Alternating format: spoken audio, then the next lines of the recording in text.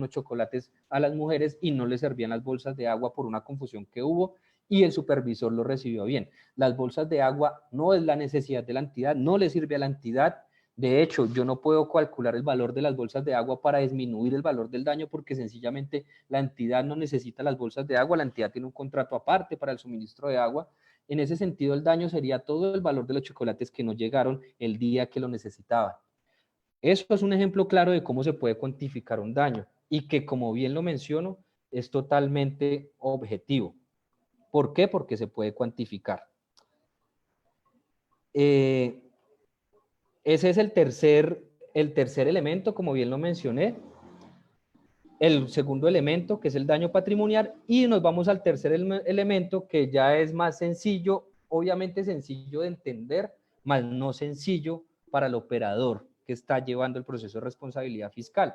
Porque el tercer elemento es el nexo causal. ¿Por qué digo que es sencillo de entender? Porque sencillamente es la conexión entre los dos elementos anteriores, es decir, del sujeto que con una conducta dolosa o gravemente culposa realizaba gestión fiscal y del daño.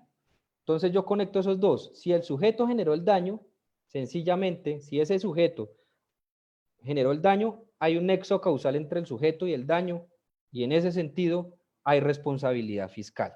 Si están esos tres elementos, el operador que lleva el proceso de responsabilidad fiscal tiene lugar a emitir un fallo con responsabilidad fiscal contra determinada persona, que en nuestro caso, y como estamos hablando, un servidor público. Esto para definirme a los tres elementos, como bien lo dije, esta es la gestión fiscal y esta es la responsabilidad fiscal. Esta es una noción que debemos tener clara antes de ver cualquier aspecto procesal. Yo quise traer aquí unos ejemplos normativos y también unos ejemplos que trae la cartilla para que prácticamente ustedes tengan, de manera práctica y dinámica, ustedes tengan una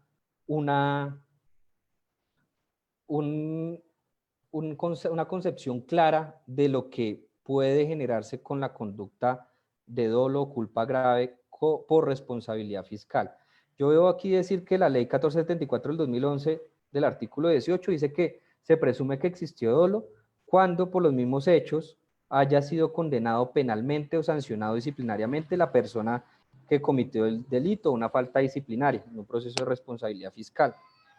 Y también la ley 1474 en el artículo 118, en el mismo artículo, nos dice que se presume que existió culpa grave del gestor fiscal cuando, y voy a mencionar una serie de supuestos que es importante que los tengan en cuenta a los servidores públicos en el desarrollo de funciones o para quienes son asesores o para quienes están interesados en todo caso en tener en cuenta este tema de la responsabilidad fiscal, los siguientes.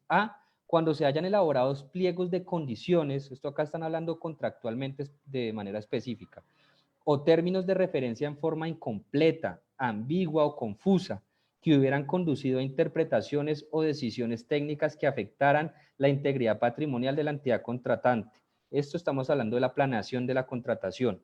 B, cuando haya habido una omisión injustificada del deber de efectuar comparaciones de precios. Aquí estamos hablando de comparaciones del estudio de mercado que se tiene que hacer en la contratación estatal previo a realizar los procesos contractuales, ya sea mediante estudios o consultas de las condiciones del mercado o de cotejo de los ofrecimientos recibidos y se hayan aceptado sin justificación objetiva ofertas que superen los precios del mercado.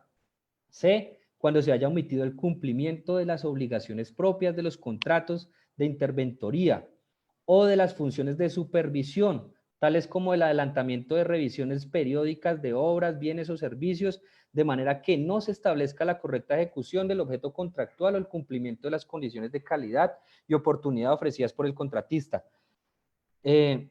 Participantes, aquí este es importante, aquí estamos hablando de los interventores que son externos y de los supervisores que son servidores públicos por lo general, que en últimas a veces no son gestores públicos directamente como representantes legales, ordenadores del gasto, pero ustedes saben que la designación de supervisión se da incluso en cualquier nivel desde que tenga las capacidades y el manual de funciones sea acorde al desarrollo de ella. El supervisor siempre puede estar inmerso en una presunta culpa grave si de manera no se establece de manera correcta las funciones que tenía que hacer como supervisor en el desarrollo de un contrato. También se encuentra cuando se haya incumplido la obligación de asegurar los bienes de la entidad o la de hacer exigible las pólizas o garantías frente al acaecimiento de los siniestros o el incumplimiento de los contratos. Ustedes saben claramente que todo contrato tiene unas pólizas, pólizas de cumplimiento y otra serie de pólizas, así como los bienes que se encuentran en la entidad tienen sus pólizas, y la no ejecución de esas pólizas, bien sea porque se perdió un bien, porque se incumplió un contrato, pues sencillamente también se presume la responsabilidad fiscal en este tipo de casos. Cuando se haya efectuado el reconocimiento de salarios, prestaciones y demás emolumentos y haberes laborales con violación de las normas que rigen el ejercicio de la función pública o las relaciones laborales.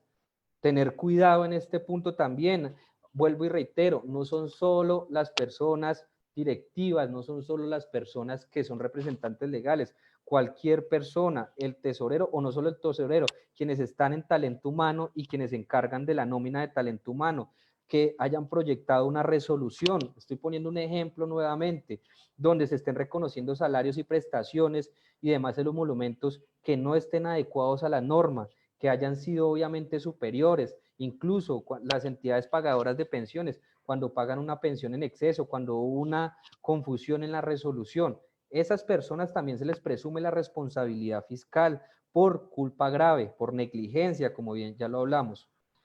Ahora también traigo otros ejemplos que no están en la norma, pero que fueron conseguidos de una cartilla de la Auditoría General de la República y que son importantes para que tengan en cuenta. Son ejemplos, yo aquí prácticamente pueden haber cantidad de ejemplos, obviamente, pero yo quiero traer a colación algunos para que ustedes tengan la noción de cuándo puede haber responsabilidad fiscal. Me gusta, como bien les digo, ser muy práctico porque cuando uno se queda en la teoría, de pronto a veces únicamente hay ciertas cosas que solo entienden los abogados, o cuando uno se queda en la teoría, a veces tampoco, si se contrasta con lo práctico, no resulta siendo efectivo para hacer un discernimiento adecuado. Traigo a colación otros ejemplos claros donde se puede dar una responsabilidad fiscal. El sustanciador del proceso coactivo, cuando esas empresas o esas entidades que tienen procesos coactivos, que no despliega ninguna labor para lograr el recaudo efectivo del título ejecutivo o acto administrativo debidamente ejecutoriado. Aquí me refiero incluso digamos, a donde hay sanciones pecuniarias y no se cobran esas sanciones y se dejan caducar o prescribir de alguna manera. También en el tema de impuestos, cuando hay intereses, cuando hay cobro de impuestos y prescriben los impuestos o caducan los impuestos, cuando se da alguno de los dos fenómenos. Eso genera responsabilidad fiscal desde que se den los demás elementos. El servidor público que liquida la nómina equivocadamente o ometa indebidamente los pagos de los trabajadores, que ya mencionamos anteriormente. El servidor público que, a pesar de tener la obligación de asegurar los bienes del Estado, no lo hace y a la postre el bien se pierde. Los servidores públicos que participan en la elaboración de pliegos de condiciones o términos de referencia, y los servidores públicos encargados de realizar comparaciones de precios y no lo hacen. Bueno, estos son los ejemplos habituales de la norma que ya se puso. El servidor público que fue supervisor, y aquí tengo otro ejemplo distinto que traigo a colación y que es importante que lo tengan en cuenta. El servidor público en el encargado del almacén, que es muy habitual en los procesos de responsabilidad fiscal.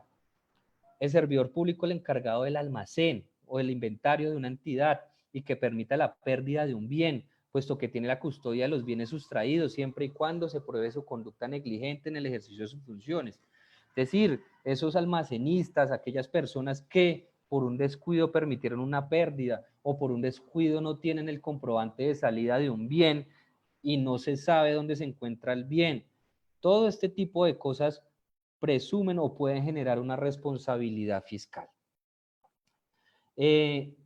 Lo anterior es lo que ya vine mencionando, los tres elementos. Recordemos que los tres elementos es entonces un daño, el otro elemento es una conducta dolosa o gravemente culposa ejercida por un sujeto que es un servidor público o un particular, y el nexo causal entre las dos configuran la responsabilidad fiscal. Lo anterior era necesario para que ustedes generaran una adhesión y para poder considerar lo que a continuación viene, que es el proceso de responsabilidad fiscal. El proceso de responsabilidad fiscal, yo lo voy a mirar a la luz del tema que estamos tocando, y es el proceso de responsabilidad fiscal a la luz de las modificaciones que ha hecho el Decreto Ley 403 del 2020. Asunto importante porque digamos que básicamente es el Decreto 403 del 2020, el cual se generó por el acto legislativo del 2019 que modificó las funciones de las contralorías y las potestades de la Contraloría, tanto general y también en las incidencias de las contralorías territoriales. También determinó que iba a haber un decreto ley, y en ese sentido ese decreto ley, dentro de muchos aspectos que regula o modifica también el proceso de responsabilidad fiscal que ya se venía dando desde mucho tiempo atrás, pero existen unas modificaciones importantes y sustanciales que son las que vamos a traer a colación aquí. En primera medida, debo decir que el proceso de responsabilidad fiscal obviamente se realiza para determinar si una persona tiene responsabilidad fiscal o no. Es decir, de los elementos que yo les mencioné ahorita, anteriormente, de los 3 elementos, toda esa inferencia no se hace de una manera desordenada, sino que se hace de una manera totalmente regulada por la norma. El operador de responsabilidad fiscal, el que va a fallar, el fallador, sencillamente tiene que apegarse a los procedimientos para poder determinar si los 3 elementos que mencionamos anteriormente sí se dan o no se dan. Si ese servidor público reúne los 3 elementos para que sea responsable fiscal o no. ¿Yo cómo hago para revisarlo? Obviamente tengo que iniciar un proceso de responsabilidad fiscal. Cuando inicio ese proceso de responsabilidad fiscal es donde yo entro a discernir si esa persona tiene responsabilidad fiscal o no. Ese procedimiento obviamente se fundamenta en principios importantísimos como el artículo 29 de la Constitución Política, que es el principio al debido proceso, donde a las personas se les permite actuar, se les permite ejercer su derecho a la defensa, a manifestarse, a pronunciarse, incluso a resarcir el daño. Entonces, en ese sentido debo decir, en primer lugar, que el proceso de responsabilidad fiscal es un proceso autónomo. ¿Qué quiere decir que es autónomo? Que es un proceso que tiene sus propias pruebas, su propio procedimiento, su propia regulación, que fue la que vimos al inicio de esta exposición. Es un proceso que no depende de otro proceso. En muchos casos a veces llega un posible responsable fiscal dentro del proceso y dice que el fallo disciplinario le salió a favor y que por esa razón tiene que fallarse sin responsabilidad fiscal. Pues no es así, no es así, porque es que el proceso disciplinario persigue una cosa totalmente distinta al proceso de responsabilidad fiscal. Igual pasa con lo penal, igual pasa con lo administrativo, en lo jurisdiccional. Aquí nos referimos en que el proceso de responsabilidad fiscal es totalmente autónomo y que no depende de ningún otro fallo, y que otro fallo tampoco tiene incidencia. Lo que sí es cierto es que esos fallos sí pueden aportarse como prueba, claro está, porque es que si fueron prueba, porque es que si fueron determinantes dentro de un proceso y pueden dar claridad al operador que está llevando el proceso de responsabilidad fiscal, claramente se pueden aportar como una prueba y pueden ser discernidos dentro de un proceso de responsabilidad fiscal para determinar si existió responsabilidad o no. Pero el proceso de responsabilidad fiscal es totalmente autónomo. Otra cosa importante del proceso de responsabilidad fiscal es que es resarcitorio, y en este punto quiero hacer énfasis porque muchas personas a veces son de pronto, utilizan algunos términos que no son adecuados en contra de las contralorías, porque en muchos casos no continúan un proceso de responsabilidad fiscal sencillamente porque se evidenció que no hay daño, pero sí que hubo una conducta, digamos, que iba en contra de los principios.